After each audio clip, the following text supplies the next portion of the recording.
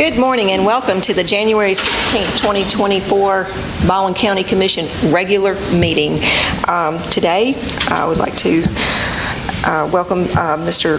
Reverend Robert Seaborn to the podium. He will deliver our invocation, followed by Commissioner McKenzie will lead us in the Pledge of Allegiance. Thank you. It's a pleasure to be here. Let us pray. Loving Father, we just are grateful for another day. It's a day that was not promised, but it's a day that you've given to us, and so there is promise in it, and that means there's purpose to our lives and to everything that we go through in this day. And I just thank you for this opportunity that you've given us. Thank you for these commissioners, for the responsibility that they take on to take care of all of us here in this county and lead us through the business that we have. But as I was looking into Paul's words in Philippians, that we would all be guided by what he reminded them, that we would not be driven by selfish ambition or vain conceit, but that we would, with the humility of mind, consider others always as more valuable than ourselves.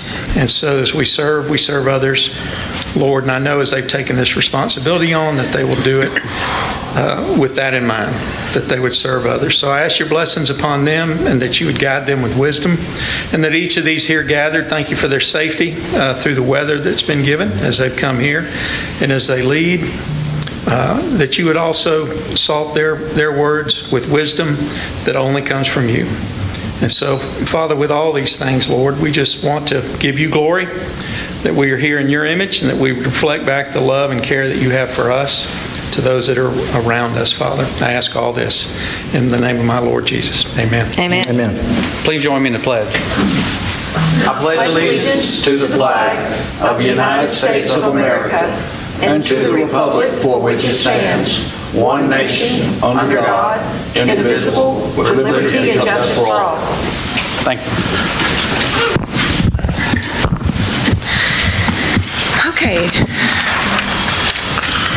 First item on our agenda is the adoption of the minutes from the January 2nd, 2024 regular meeting. Do we have any corrections or questions? If not, I'll entertain a motion. Madam Chairman, I'll make a motion that we approve the minutes from January 2nd, 2024 regular meeting. Second. All right, we have a motion by Commissioner Gruber, seconded by Commissioner Ball. All those in favor signify by saying aye. Aye. Aye. Ayes have it. Next up is Finance Chairman. Madam Chairman, I make a motion that we approve the payment of the bills. Second. All right, we got a motion and a second. All those in favor of approving to pay the bills, say aye. Aye. Good thing to do. Next item is item BA2, which is a notification of interim payments approved by the Clerk Treasurer as allowed under Policy 8.1. Now we move on to our consent agenda. Motion to adopt. Second. All right. We have a motion and a second. All those in favor signify by saying aye. Aye. All right, which brings us all the way down to presentations. There she is. You were over there earlier, weren't you? Okay. So, Ms. Zeger, you have Employee of the Quarter. Good morning. Good morning. Once again, I'm honored to be able to present Employee of the Quarter for two amazing employees that we have here within the county. But first, I do want to let everyone know what our Employee of the Quarter program is about. Is to publicly recognize our outstanding employees, the ones that go above and beyond their daily job duties, the ones that streamline processes and just overall do an amazing job. We improve services, work processes, and performing at an amazing job level. We're super proud of our employees today. So first, we have with our Highway Department, Seth and Mark to present for Stacy Appleton. All right.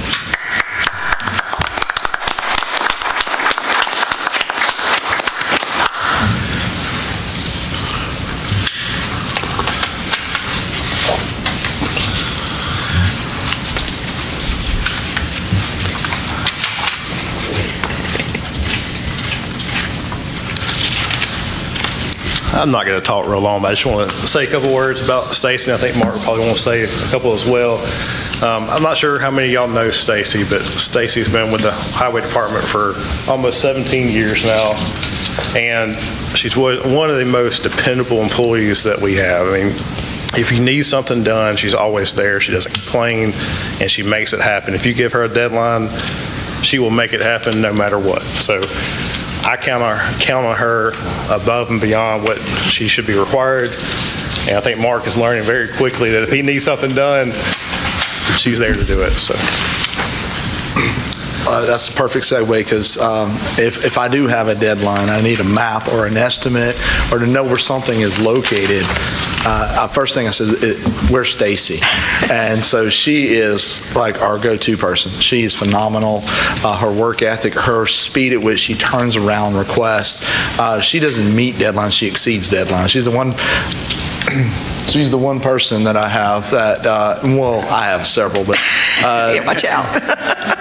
Put in this one, but if I know I'm going to get it before I actually need it, Stacy's going to be that person. She'll give us a piece of information. The stuff that we take to DC, the stuff that we take to presentations, the maps that you see, the cost estimates, the way things are organized, the presentations, so many times.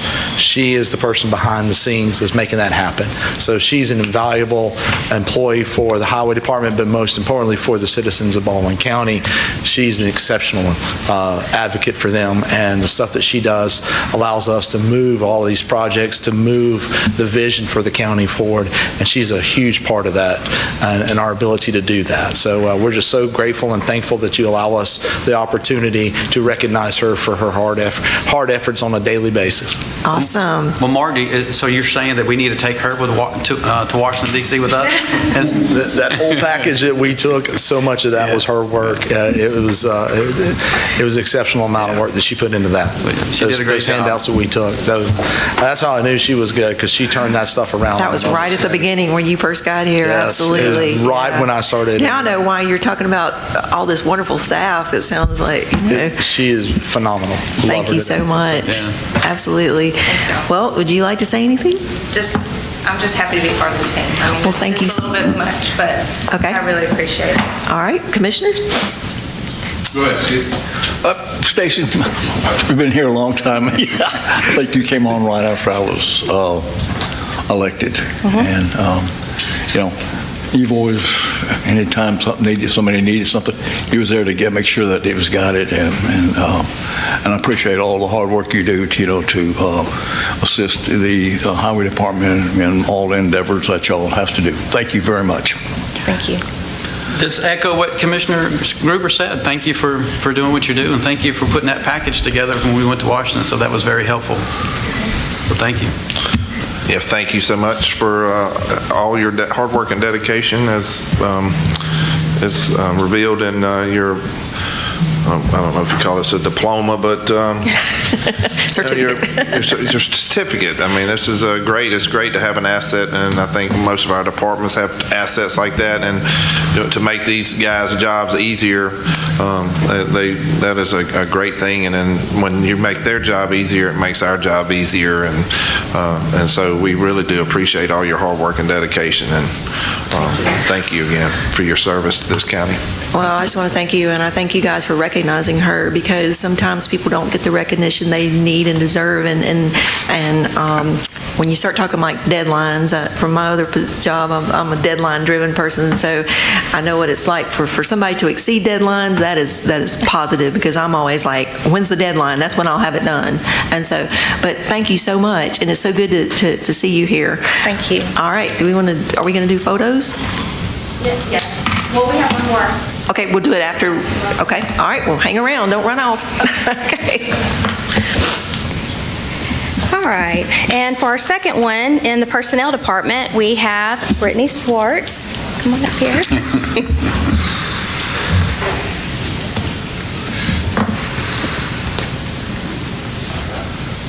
Oops. No pressure. So with Brittany, I cannot say enough about her. She is, I'm going to cry. When she walks into the room, she's the brightest sun, and she has done some amazing things over the past couple years. She, without asking, met with probate and revenue. I'm saying without asking, but without being prompted, met with both of them and was able during budget time to revamp their whole hierarchy system and get them all straightened out and in place, and something that we'd been trying to work on for a while. She takes everything on 100%. She has grown tremendously in training others, always coming up with ideas of things to make it a better place for everyone that works here in the county. She's been asked by several entities across the state to come and teach classes for them, the same ones that she teaches for us, because they see value in what she brings. And I'm so proud of you. So we'll give Brittany a round of applause.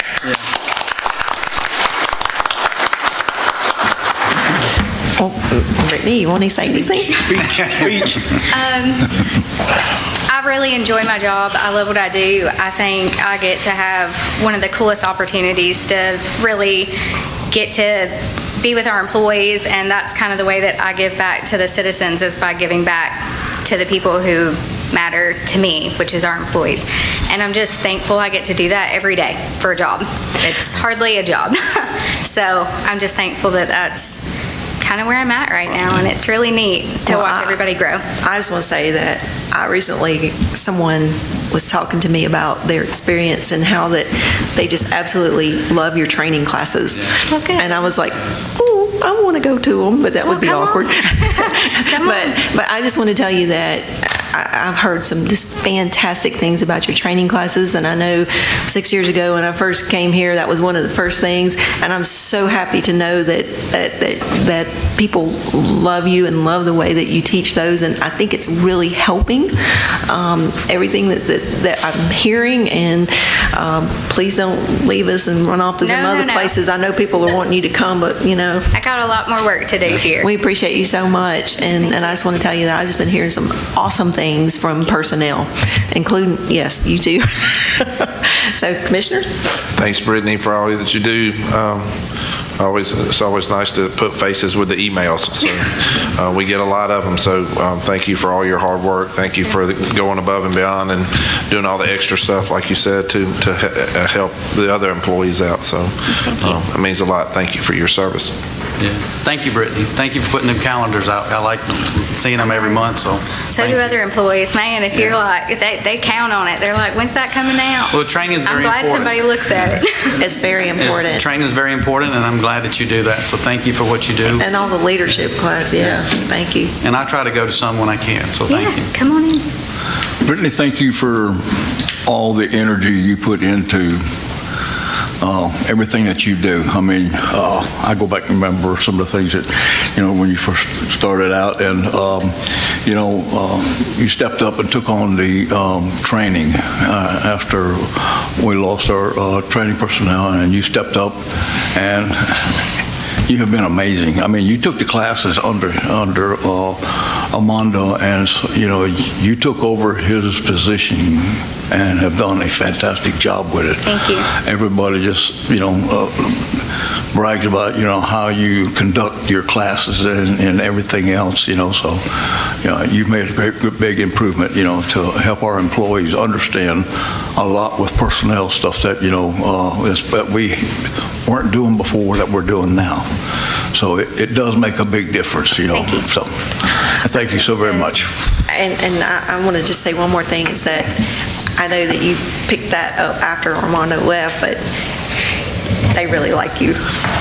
Well, thank you. I had big shoes to fill. You got that smile and that laugh, and everybody loves that. So They really Keep it. like you, and I think that resonates with the employees, someone that they can feel comfortable with, but yet still be in the authoritative position to teach. So Well, thank you so It much. means It's kind of a like lot. having a school teacher, we've all had those that we loved and those we Yes, we did. couldn't stand, Well, thank you. Thank you I so much. appreciate it. All right, so it's time for photos? Yep, so we'll All right. put us. Are we coming down or staying up? We can come down.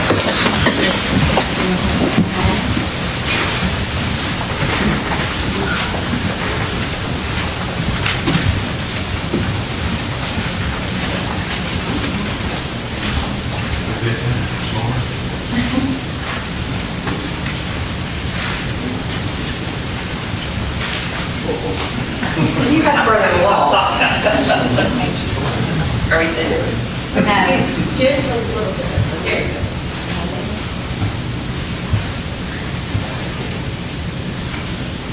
All right, 1, 2, 3. Thank you guys so much. Thank you so very much.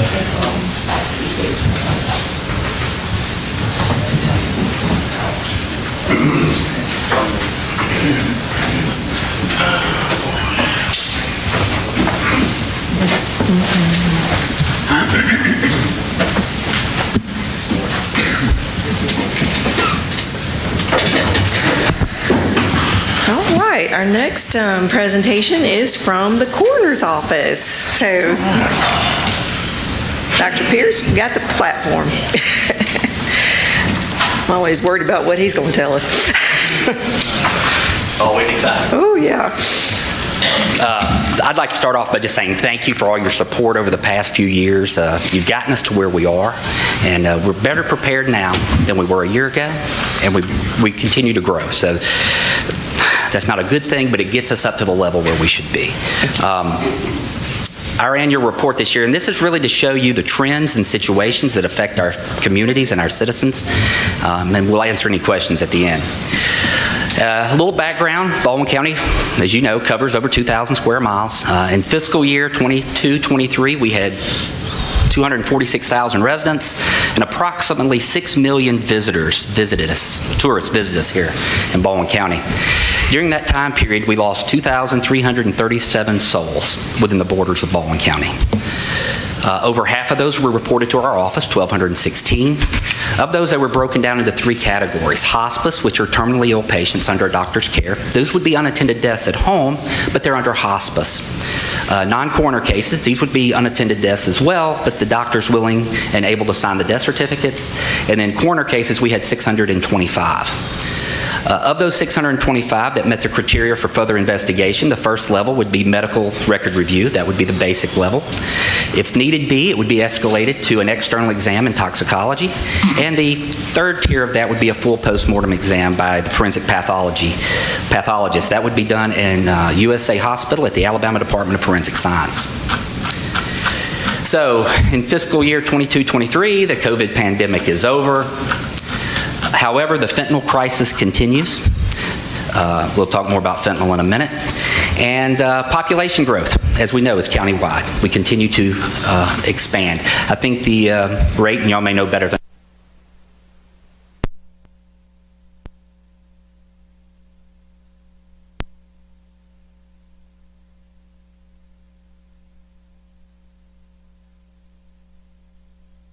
numbers and our services increased.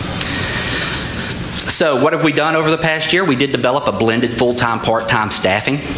We procured a fleet of vehicles for response. We received a 12-person deployable morgue through the Alabama Department of Public Health through an MUA. And we did develop a coroner's case management system with our county department through CIS. So that was an NIH grant as well. By developing our new staff model, we went from an all part-time staff to a blended full-time, part-time staff. Now we have 4 full-time death investigators, myself, my chief deputy, Troy Dice, and 2 full-time medical legal death investigators. That gives us someone at the office every day, 7 days a week. We use our part-time deputy coroners now to fill in the nighttime call. This gives a much better work-life balance structure for people in this 24/7 call nature of the job. We also have 2 people on call at all time. We have a primary and a secondary, so we have a backup because so many times it's getting more popular that we have multiple calls outs at the same time. Developing the fleet of response vehicles. Again, thank y'all for your support on this. This allows us not to drive private vehicles, which is a huge liability to death scenes. What we've done with these vehicles, one is stationed at the office for our full-time. We have one stationed at the Foley Courthouse for the south end of the county and one stationed at Spanish Fort Firehouse for the north end. And that gives our deputy coroners who take on a part-time role, they can come get those vehicles and respond as necessary. Also, the grant we received through the National Institutes of Health, and in cooperation with our CIS department, we developed a coroner's case management system. This is something most coroners do not have. This is gauged to coroners, not only coroners, but to Alabama coroners. There still is some potential revenue development in this down the road, and we're continuing to work on that. But this is just a quick snapshot of what you can see. This will not only help with our paper usage and our archiving. We're pretty much done with that. I understand archives are about full. We're getting rid of all our paper files. Everything's kept on here. Our documents are uploaded, medical records are uploaded, death certificates, everything can be accessed from this and anywhere from your computer. This also gave us a lot better role on sharing that data with our state and federal partners. COVID showed us anything, it was that data was important, so decision makers have that information so they can make decisions. When it takes 2, 3, 6 months to get that data, it's difficult to make on-time decisions. This is another piece of equipment that we were able to obtain through an MOU with the Department of Public Health. This is a 12-person deployable morgue for mass fatality and body surge. That was another issue we ran in during COVID, was body surge. It wasn't constant, but when we had a surge, we filled up the whole county, including funeral homes. There's a limited number of storage spaces in this county. We have 18. We'll talk about that in a minute. But this was a very handy thing. This makes us safe during mass disaster and hurricanes. The first 3 are on me, right? During any kind of mass event. This allows us to be good for 3 to 5 days should something like that occur. So the primary purpose of the coroner's office, again, is outlined in the Constitution of Alabama, Title 11, Chapter 5. And why do we do this? Why does coroners? Is to give details to law enforcement and closure for families. That is the role of the coroner's office. All right, and that's in our mission statement. And another thing most people don't realize, it's important to accurately report these statistics and these things to public health, to vital statistics. That's why we fill out death certificates. So it means it's important that it's done accurately. So when things come around and they're looking at the data, we're available for those funds and those shortcomings that we may identify. We also serve the funeral homes by signing cremation permits. Nearly 1,500 last year, cremation permits. So it's a busy time. Again, just our mission statement to accurately determine cause and manner of death and to provide details to law enforcement and closure for families. Our staff last year were, of course, myself, my Chief Deputy, Troy Dias, Greg Schnupp, and Jessica Gamage. Those are the 2 full-time medical death investigators that we hired. They do a great job. Greg comes to us from Montgomery County, 16 years in homicide investigation. And Jessica is a newly graduated forensic student out of West Florida. So these are 2 very good hires. They're doing a great job for us and really took some of the workload off of our part-time folks. Our deputy coroners, of course, Nick Miller, Tim Cooper, and Jacob Von Blake, they are all fire and paramedics, and they help us fill in those nighttime call times. Our full-time administration that we could not do without, these are the people who help get the medical records in, help us get the death certificates filed appropriately, cremation permits. Brandy Bird and Shanna Bonner do a wonderful job for us in that capacity. Small staff, very busy staff. I don't know if you can see this on the board, but this kind of outlines the past 11 years, and you can see the trend in the number of coroner cases. Again, the takeaway here is that approximately 25% of all cases are going to come through the coroner's office. That's been true over the past 11 years. So we can expect as the death rate goes up in the county, so will the caseload for the coroner. Transportation fatalities this past year, we had 28 of those. I can't read it from here. 23 were automobile. 25, yeah. Anyway, most of them were cars. We had some other motorized vehicles, which would have been motorcycles, and 2 pedestrians. The big takeaway for me on this is that half of all these transportation fatalities included drugs and alcohol.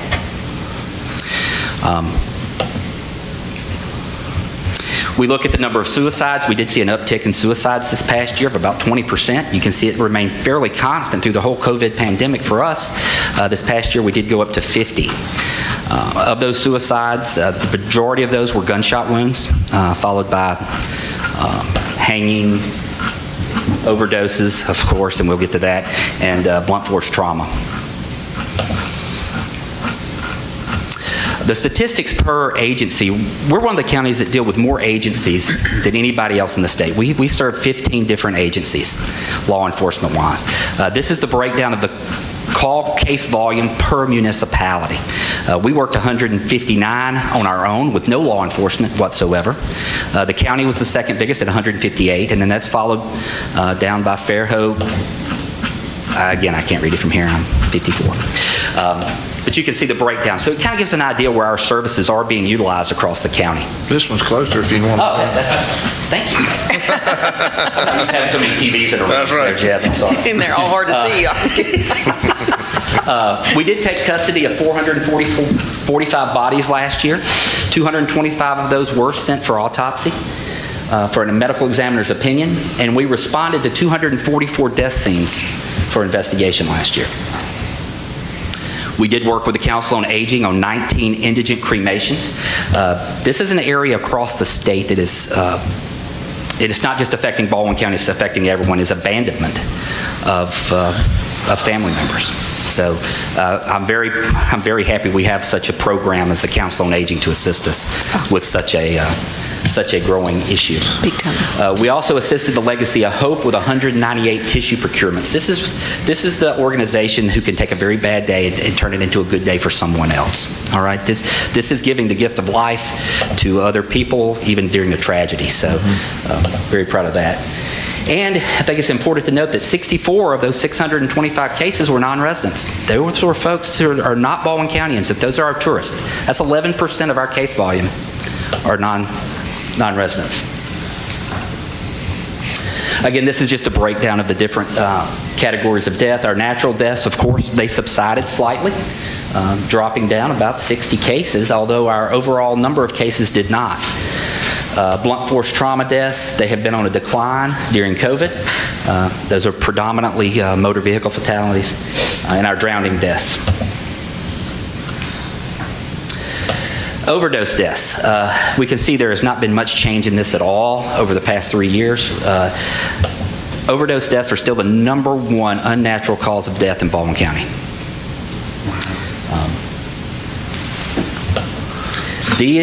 And it's related to illicit fentanyl. If you look at this is broken down by the month. So we wanted to look at summertime visitors, and the red indicates the fentanyl deaths. The top number is the overall overdose deaths just for that month. Fentanyl, again, is not good. This is the age group category. You can see it affects more the 40 to 49 age group than anyone else, but it does not discriminate. We have cases that were over 60 and those under 19. Homicide cases last year also were on the increase significantly, over doubled.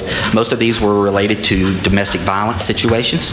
I think everyone recalls we had multiple deaths at some of these scenes. That's another thing, as this case volume grows, the complexity of the death investigation grows with multiple victims. Our caseload history over the past 23 years, going back to 2010 when we started keeping records of these things, we've been to 353, and as we follow the same projection, we can expect by 25 to have around 750 cases, and by 2030 we're going to be around 900 cases. So just an idea to give us some ideas and trends of how it affects us. Just something I wanted to hit on. 8 times last year, 8 days, we were over 75% capacity in the morgue. All right. We can hold 18 decedents, 15 in the main walk-in, 3 in the decomp cooler. We do keep those separate. That's a national standard.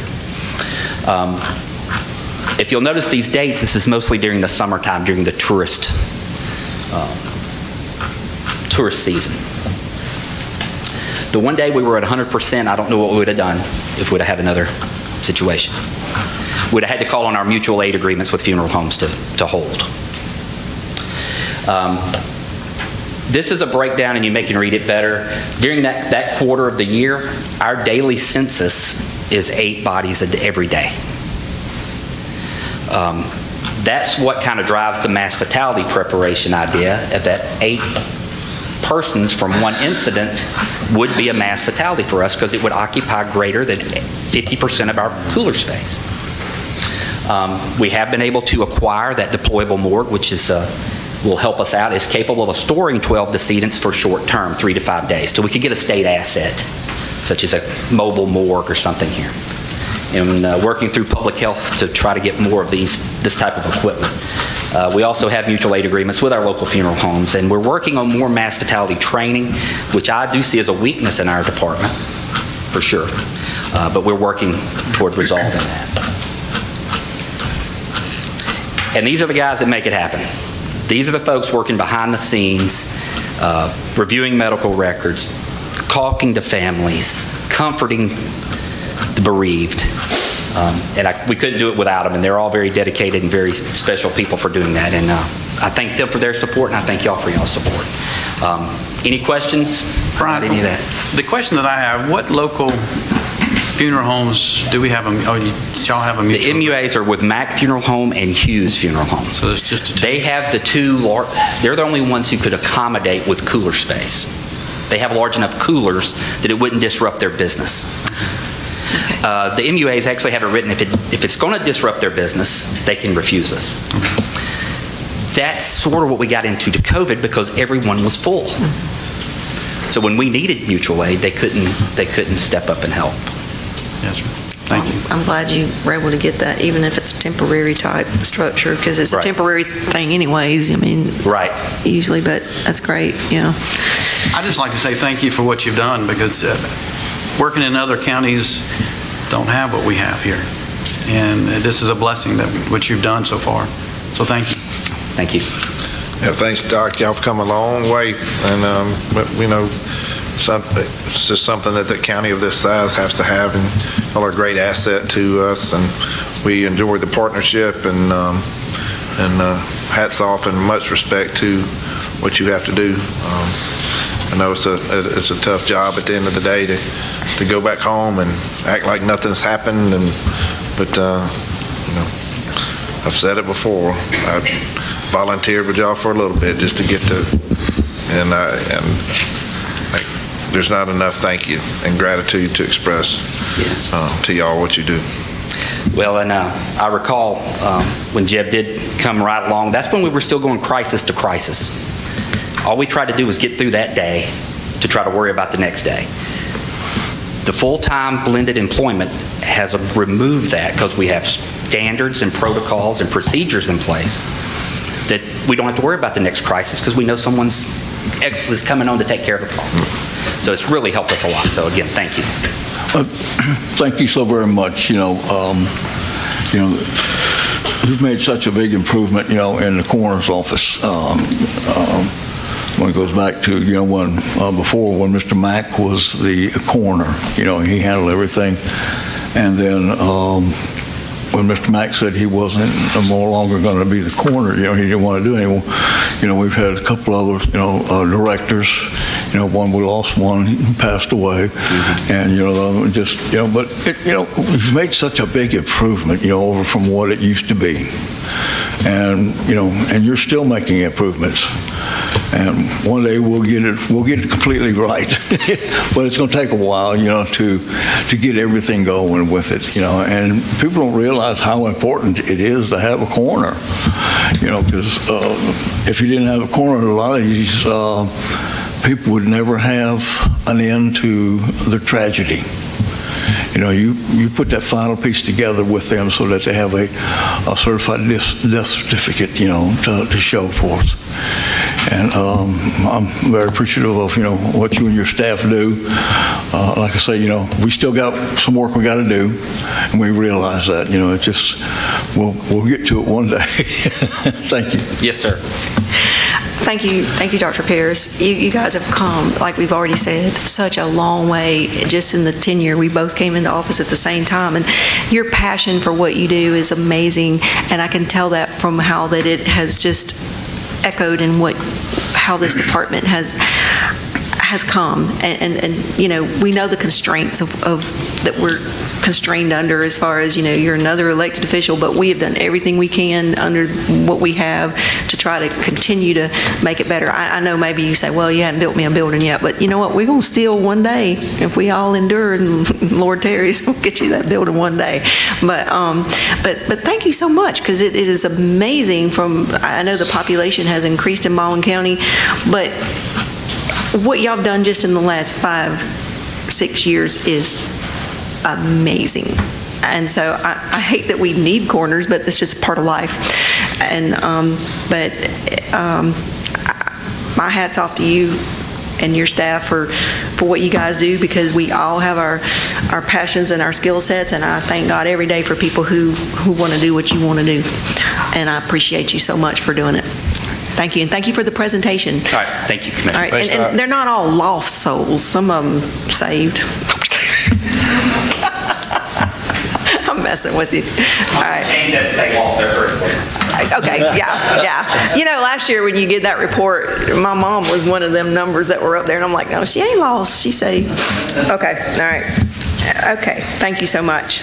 All right, next we get to our public hearing portion. And I just want to make sure the audience understands the public hearing process here at the County Commission. All individuals wishing to speak during public hearings must fill out a speaker form. Comments from individuals should be limited to 3 minutes. Groups are asked to select a spokesperson to speak on behalf of the group, with comments limited to 5 minutes. So if there's anyone that's going to wish to speak during the public hearing portion, please fill out a speaker form if you have not already and turn it in over here to administration. And with that, we will go ahead and start with our first public hearing. And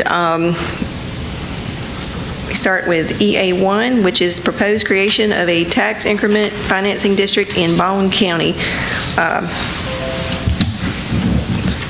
Who we got going to come to the podium for that? Britton? Is that your turn? He's sitting on the back like he's in church, sleep.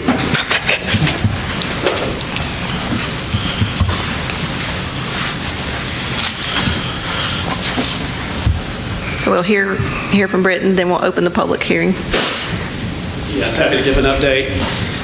Today, as the Commission is aware, this is a proposed major 21st century manufacturing zone district that is being created as a TIF district.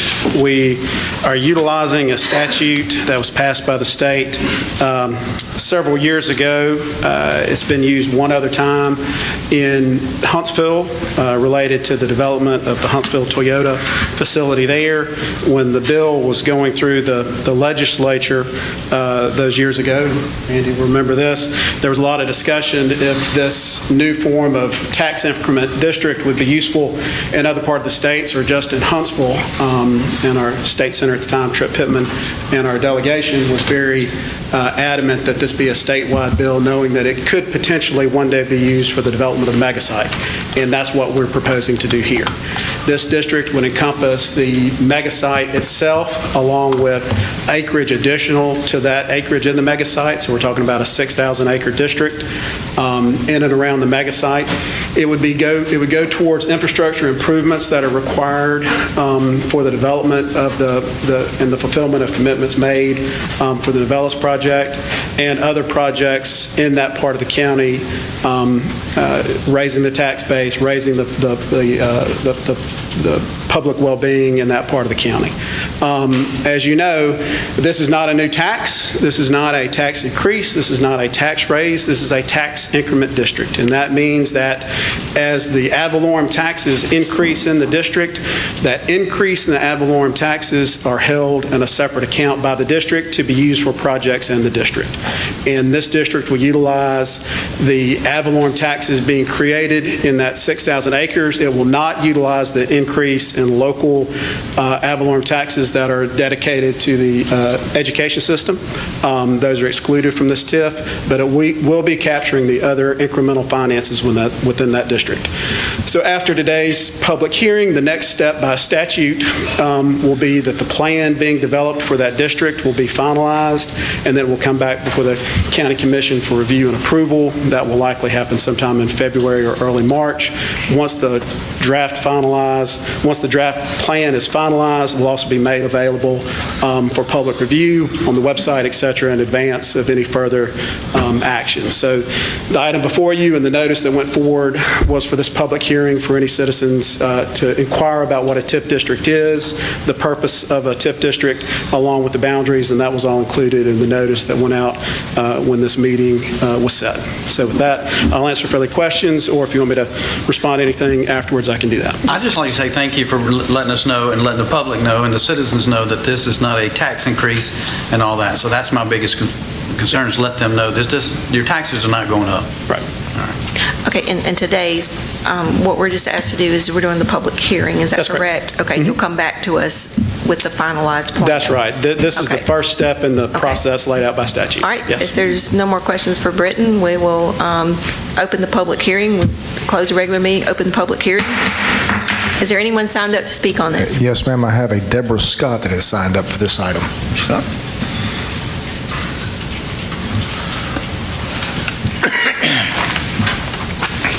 I'm sorry, was it Deborah? Scott. Scott, okay. All right, thought that's what he said. Okay, Ms. Scott, thank you. My name is Deborah Scott. I'm a resident of Gulf Shores, 5200 Beatrice Road, and I'm here because I do have a concern about TIFs. And the reason I have a concern about TIFs is that I was an elected official in another mid-sized city that took a TIF, and there was certain expectations on the part of the council people for the TIF and the community. And that TIF did not follow all of the TIF laws. And as a result of that, money was borrowed, bonds were issued, a significant amount of money was borrowed to be able to upfront load the infrastructure in that particular area. And of course, when bonds are issued, payments start pretty soon after that. A lawsuit was filed by a taxpayer, and a stop work order was issued, and this dragged on for 3 years. Meanwhile, the TIF payment is coming back, and the problem is that the city council was not aware of the things that go on when you have to. You really ought to read state law, and I mean from cover to cover on TIFs, in order to be able to sit down and look at a plan and say, I'm comfortable with this and I want to vote for it because it makes sense.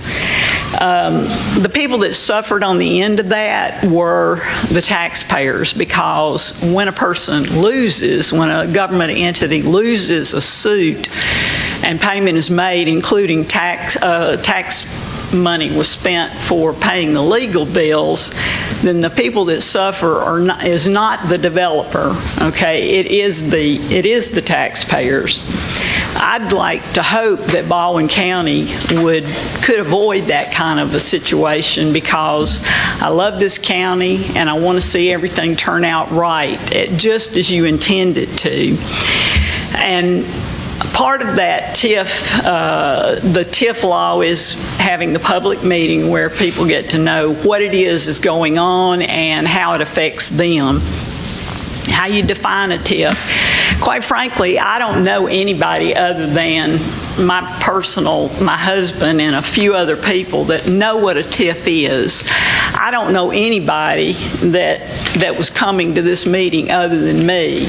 In this particular map, this is published in the paper, and it's right next to a zoning, and it looks like zoning. Where were you elected? Where were you? Chattanooga, Tennessee. In Tennessee? City Council. Okay. Am I already out of time? Your 3 minutes are up. I'll give you a few more if you have a... Well, I'd like to know why the zone is gerrymandered. It looks like, and I'd like to know, is the property all in the county or is it part of Bay Minette? It looks like it's very difficult to read, if a person was in the zone, if their property was in the zone, I don't know how they would know that to come. It looks to me like that the property that's in the district it crosses 3 highways, 1 interstate, and according to the TIF, it's supposed to be contiguous property. And I would wonder if that meets the definition of contiguous. It looks like it runs into part of City of Bay Minette. It also looks like that it covers some residential places. So I would ask, if it's part of a TIF for a manufacturing zone, do you plan to purchase property of homes? Would you be planning to relocate people from their homes? If you couldn't purchase the property, if the company couldn't purchase the property, would you be planning to condemn homes? Because within the state law, you have the right to do that. If I were a resident and I was in this zone, I would be very concerned about the thought of that happening. I know that it can pay for certain things. I tell you, we will be happy to.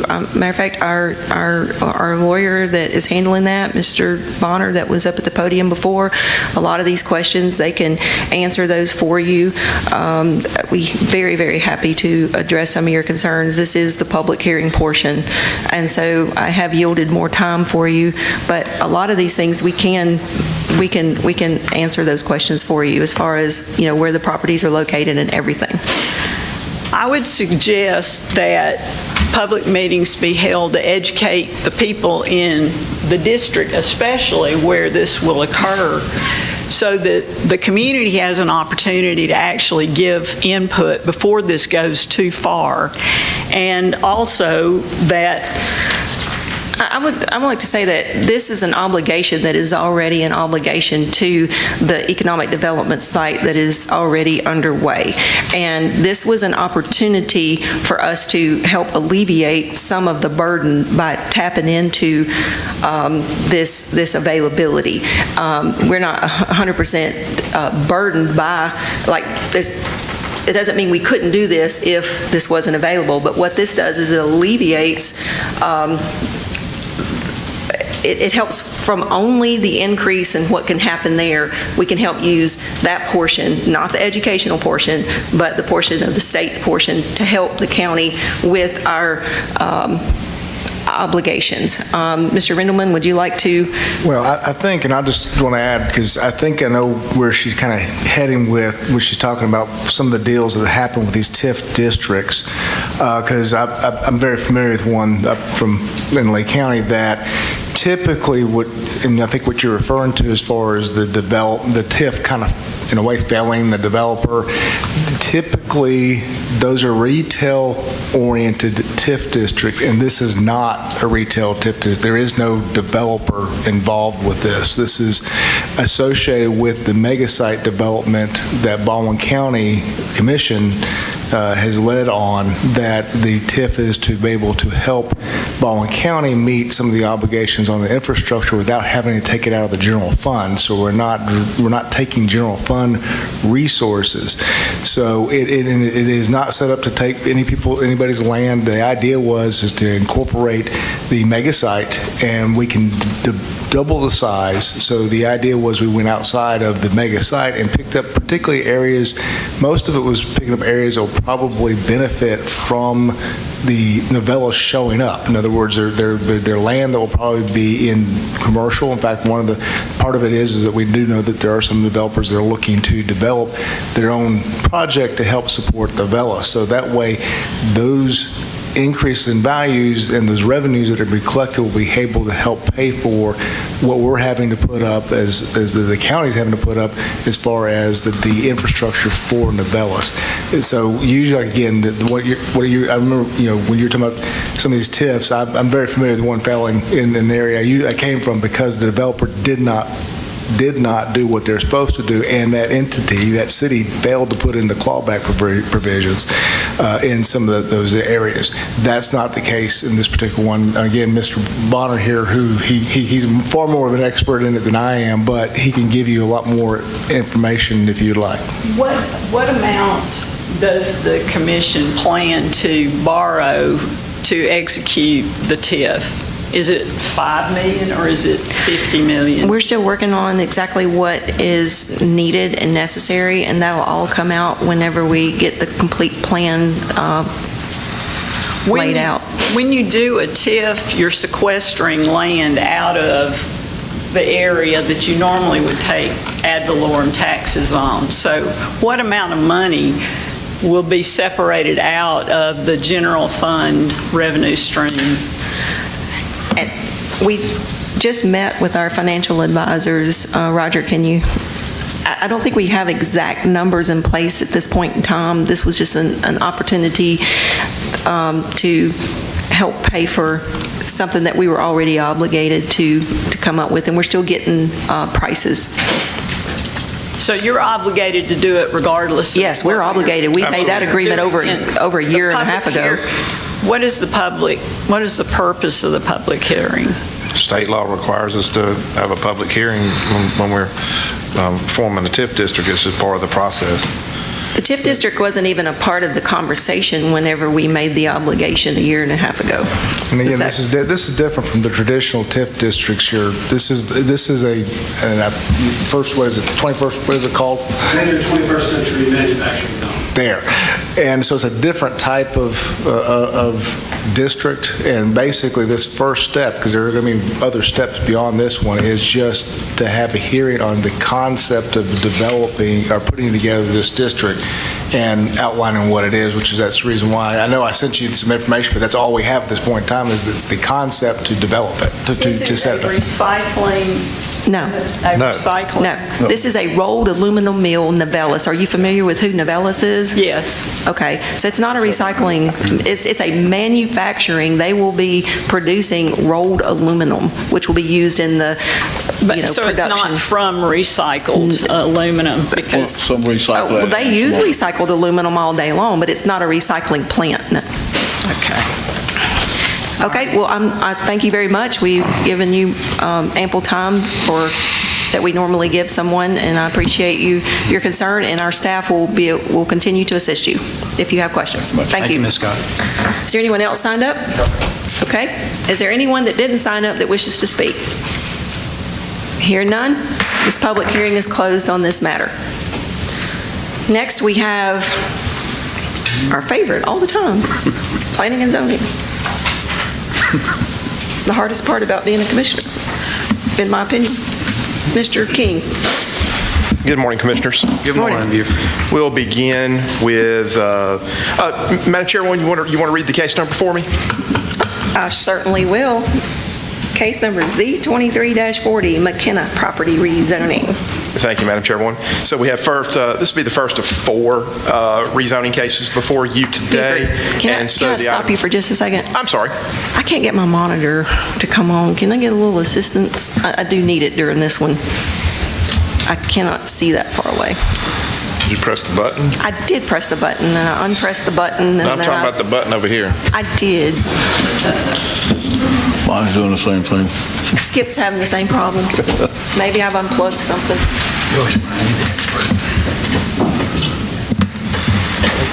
It keeps saying something. Power saving. So Power saving. Keep saying power saving.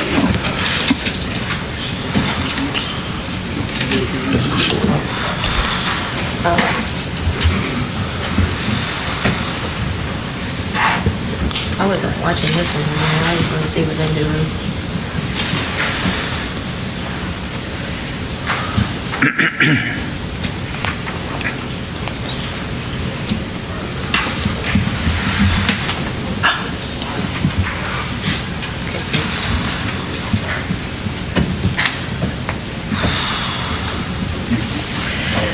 It's not just me. I'm an expert.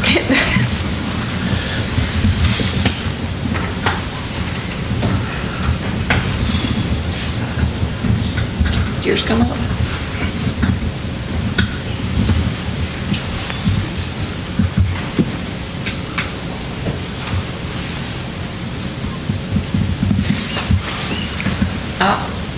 I'll just turn over here. Okay. I'll just look over here. Hit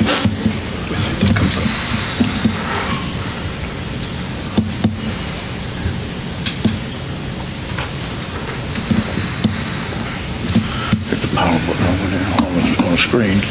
Yeah, it's on. Is it on? It's on. That's your laptop.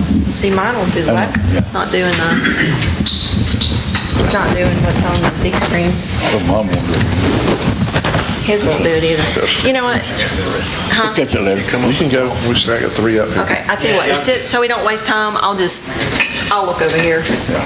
And Commissioners, as we go through these, I can zoom in on a detail if that helps. Okay. I've already kind of looked over it. I just like to utilize these nice big screens right in front of us. Absolutely. Absolutely.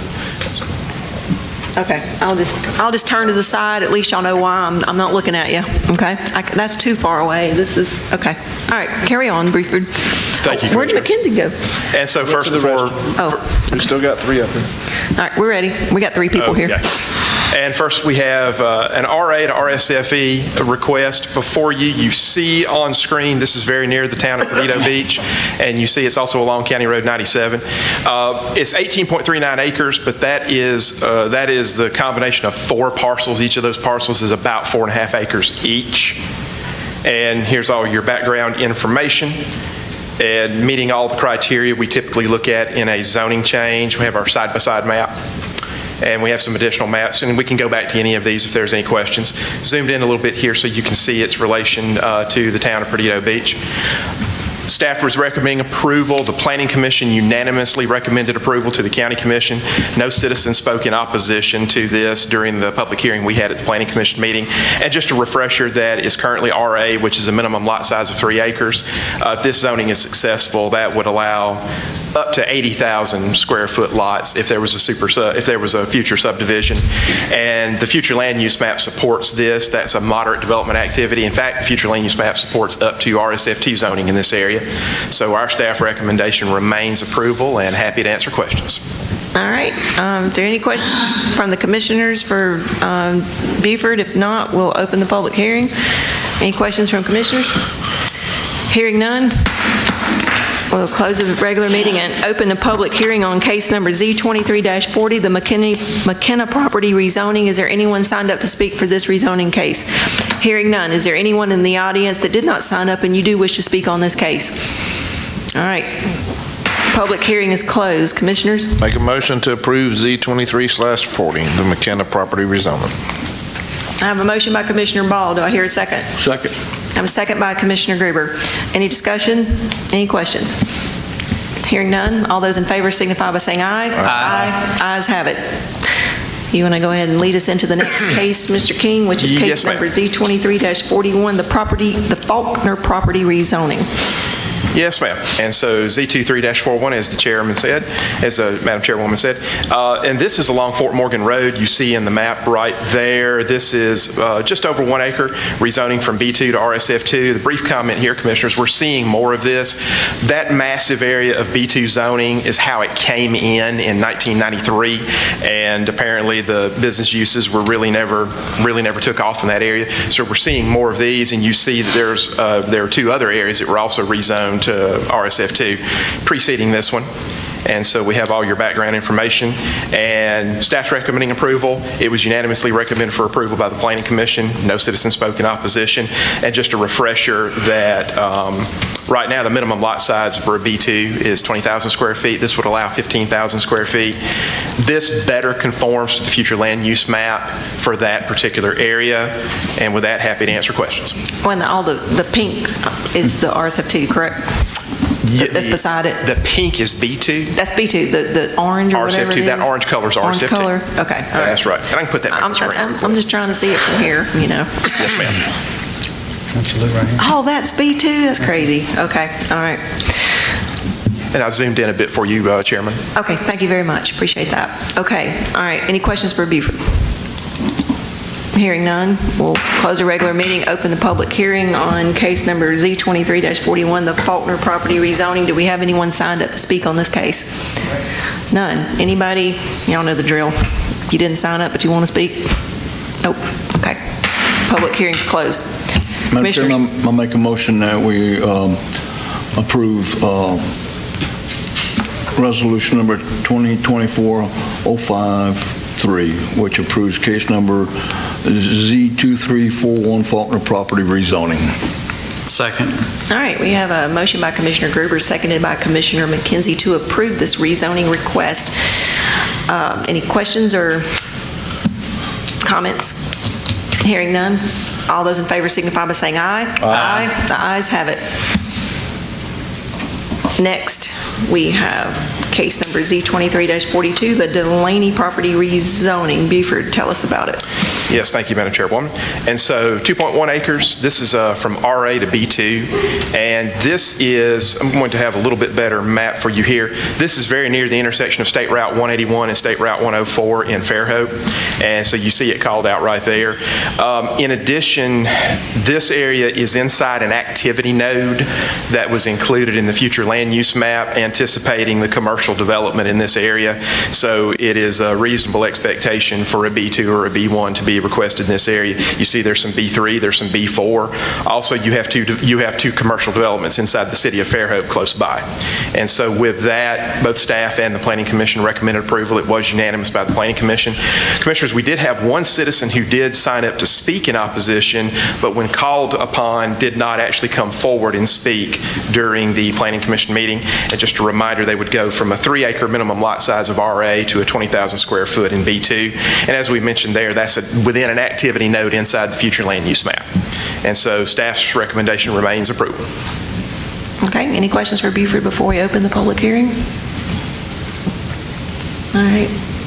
I think this is just a comment, kind of, when we have vacant, unimproved land and it comes in automatically almost as RA,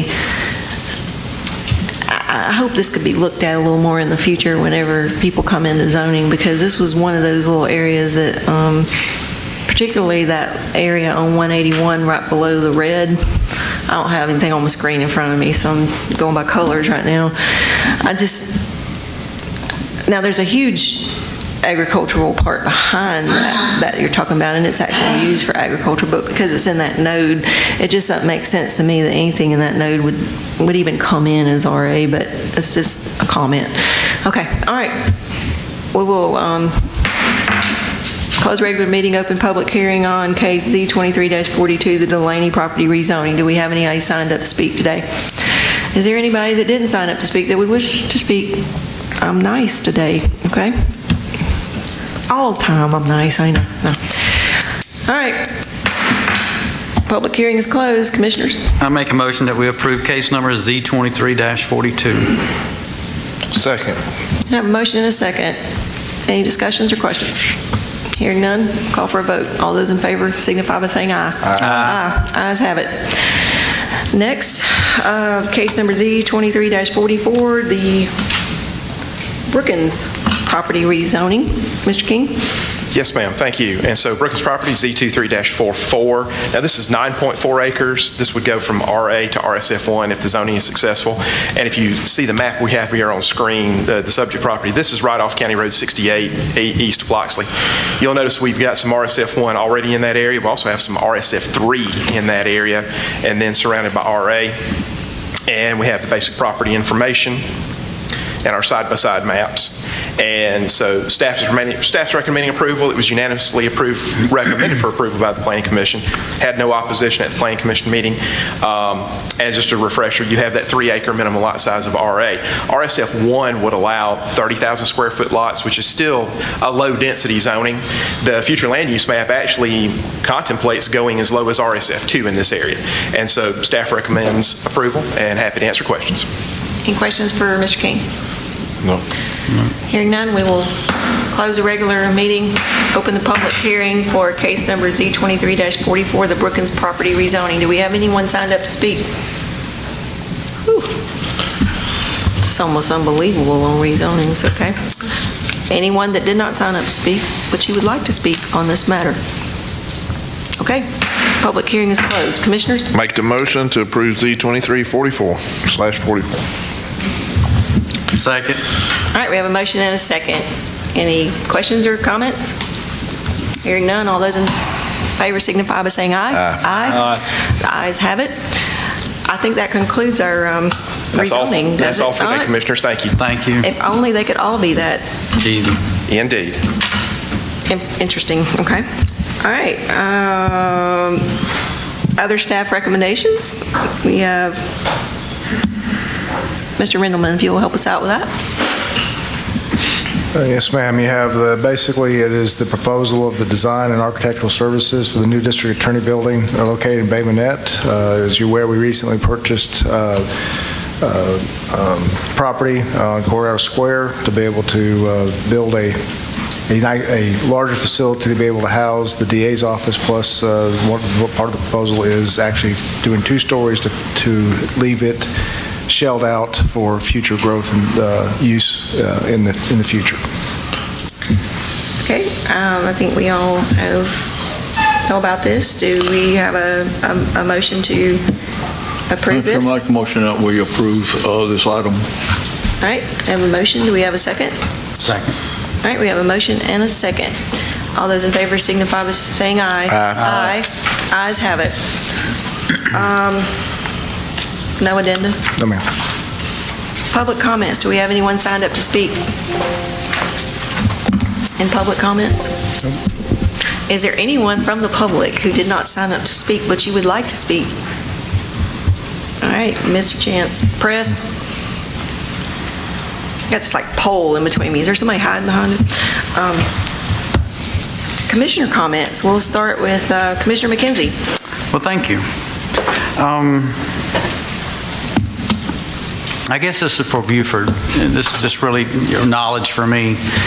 When they had the planning and zoning meetings, and one of the commissioners up there have prior knowledge of a case, if you just have prior knowledge or you talk to somebody, why do they have to excuse themselves? Great question, Commissioner, and simply just to avoid any appearance of any kind of conflict. Okay. And I think historically, the planning commissioners, out of an abundance of caution, if they think they may have a conflict, they will recuse themselves. Okay. I would just like to echo a little bit on that. As a planning commission member, you should be trained when you are informed that if someone from the public comes up and wants to talk to you about a case, you should say, look, I don't want to hear it. I want you, you can go talk to staff or you can talk to an elected official. Of course, it's always best when they talk to staff, but sometimes they knock on our door. But I literally, years ago when I was on planning commissions, more than one, you'd see people and they would want to talk, and you really literally need to, to stop. But sometimes planning commission members don't understand that they are supposed to be a unbiased. They're supposed to listen to the public hearing. They can ask questions to the staff beforehand, but whenever they interact with the applicants or with people from the public, it can lend them to bias. And I think that is the biggest thing, is that they are supposed to be an unbiased liaison. Okay. And I've got a few more. With this weather coming up like it did, what is the procedure for is it something, I guess, Roger, maybe you can help me with this. Is there a procedure for the department heads to come together and talk about what they need, what would be the recommendation to the county commission? Or, I guess what I'm trying to say is, who would make that final decision to say, look, we need to close these offices if it ever comes, worse later? Well, if you don't remember a little while back, we were when we were doing hurricane drills and that kind of stuff like that, we have resolutions that typically are utilized by having a special call meeting, but to try to make sure, because sometimes it's not easy to be able to get that together.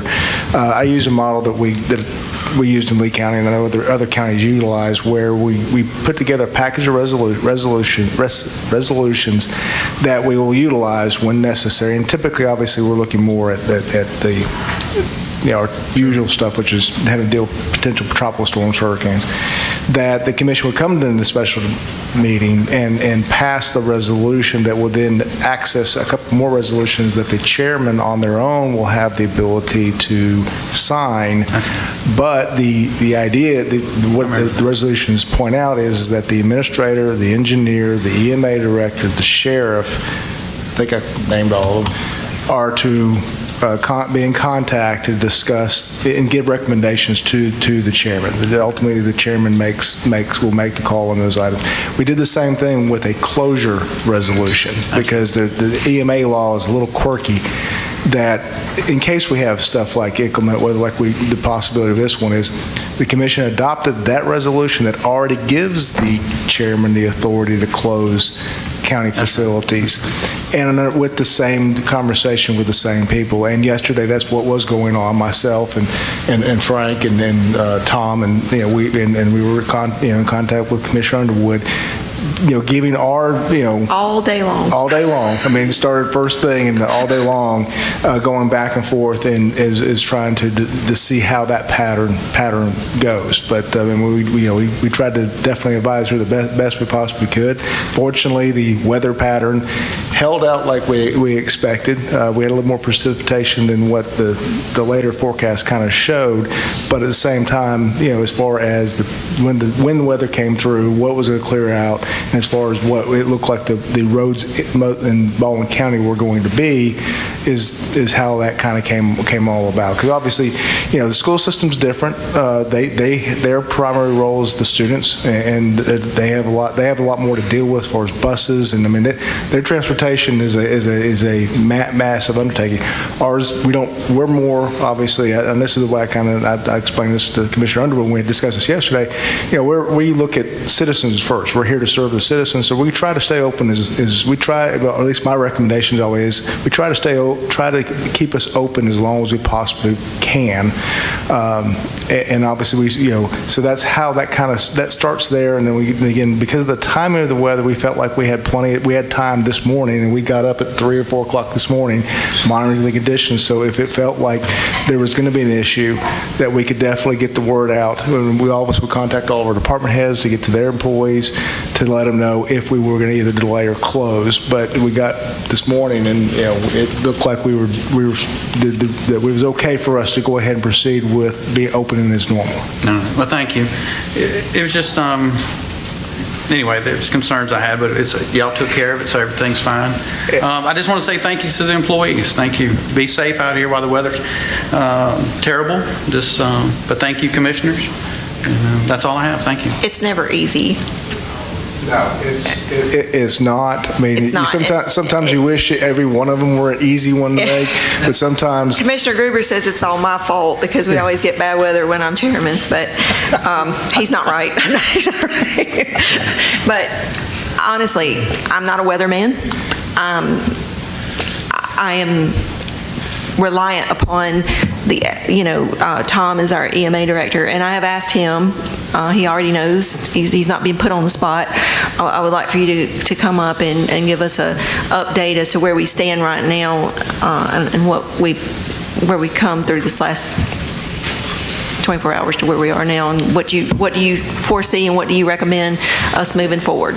Madam Chairman, we've made it pretty simple because a lot of ground's already been covered and there's not a whole lot of new material. First thing I'd like to say is I do appreciate being part of the discussion yesterday, and today I can feel very confident in the decision that was reached to not impact the schedule of the county government.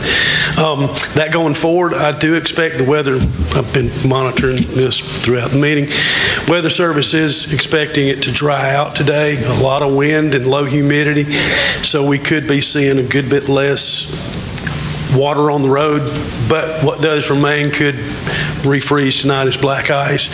So we'd want to caution our citizens about, if you don't need to be out on the roads after it starts getting really, really cold, then stay at home. Hard freeze warning is scheduled for tonight, and we want to remind our citizens, our residents, to take care of their property, especially exposed pipes, especially people that live in elevated homes. Look after your pets and look after all the neighbors and things around you. And just understand that we're not used to 20-degree weather, and it can be kind of bitter down here when it gets like that.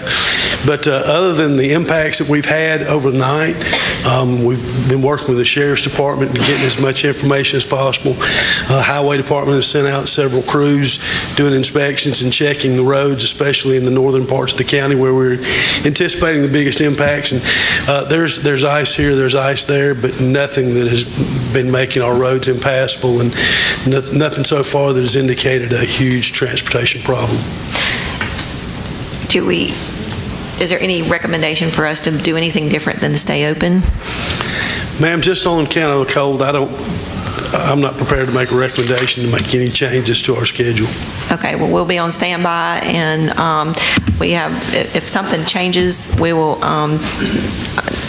we have our executive senior staff that will disseminate the information if we need to do anything different. But thank you so much, and appreciate all your help so far.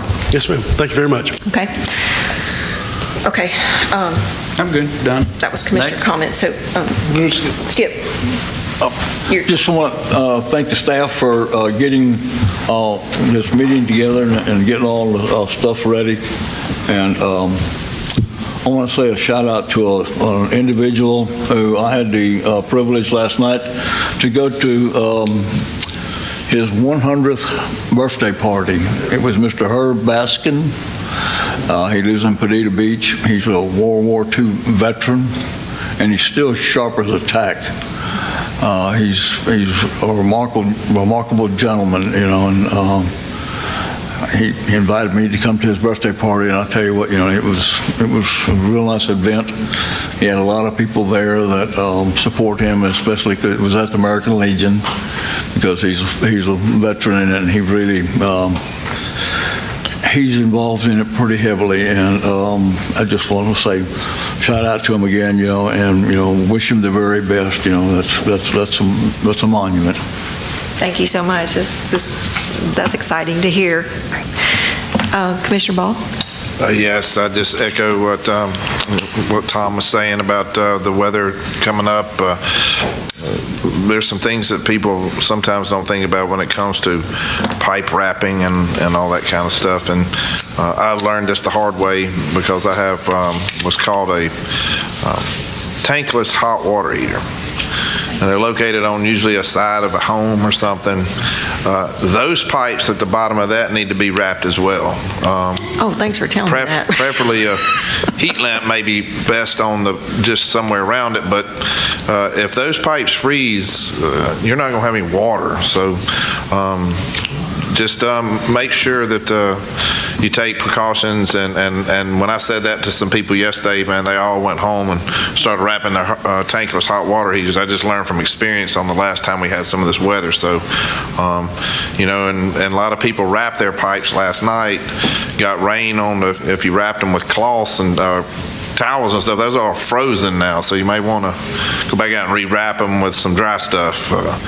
But a lot of people don't understand. The stores have sold out. I mean, I don't think you can find antifreeze anywhere. It's all this go and grab at the last minute stuff. And you can't find the little pipe insulators, but just one of these home remedies that I've used is my child. Over the years, we have collected probably 100 pool noodles. You can take a knife and cut a slit in between those pool noodles and have the best pipe wrapping material known to mankind. So you just may have a pink one and a blue one and a yellow one and a a red one or whatever. But just think about it. Pets are important as well. I have a lot of outside animals, and if I'm going to hate to see my power bill at the end of this thing because of all the lamps I've got set up and heaters I've got set up for these animals that are going to come. And so just, I saw some lady post on Facebook that if you leave your pets outside, go spend the night outside with them. I don't know about that, but, if you got outside animals, you've got outside animals. But just make preparations to have something that they can get in and cuddle up on. But it's going to be, and Tom, just looking at the forecast, our temperatures aren't going to go up much. We'll have another rain event coming through with some 4 or 5 days, and at least 3 days in the 20s. It's coming right back. So just stay safe out there. Like Tom said, if you do not have to drive and get on the roads tomorrow after this hard freeze comes through, take advantage of your day off if you have one. And my kid is already asking if she can go places, and I said, no. Sometimes you got to stop your teenagers as well, because they have no idea how to drive on black ice. So they're all new drivers and stuff. So talk your kids into staying at home and doing something constructive for once instead of wasting gas money. So that's about all I've got to say. Thanks to the staff, and I appreciate everything that went into this meeting today as well, and enjoy being part of the program. So. Thank you. If they're out of school, they're not supposed to be out roaming around, I guess, because they're supposed to be home safe, but I don't know. School is tomorrow? 10 o'clock, I think. 10 o'clock, okay. Well, thank you, guys. Stay safe, stay warm. This opportunity, you can use those, if you have one coat in the closet you never get to use. I brought my big coat with me today because you never really get to use it. And I could probably keep a coat for 20 years if it would fit, because you don't wear it out. But thank you so much. I appreciate everybody today, and I definitely appreciate our staff for helping me through this, because it's not easy when you have to make those decisions, and I'm just thankful that it didn't get worse. That being said, motion to adjourn? Motion. All right, we're adjourned. Thank y'all. Thank you.